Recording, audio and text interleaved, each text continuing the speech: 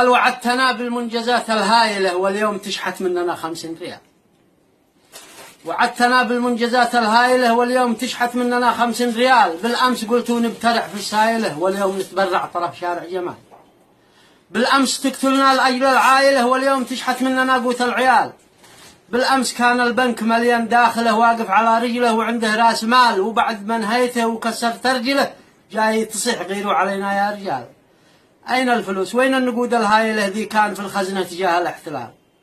ال5 مليار صارت كاملة بنصبكم وخداعكم والاحتيال.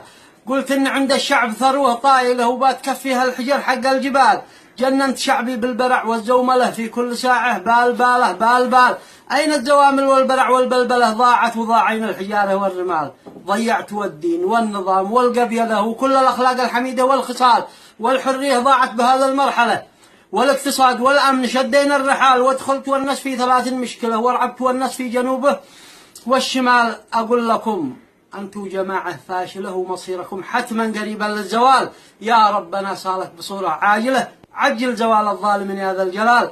قولوا آمين. آمين. وأزكى صلاتي دائمة متواصلة على النبي اللي يعروي مساء الرسالة. السلام عليكم ورحمة الله. السلام ورحمة الله. فتح الله لسانك.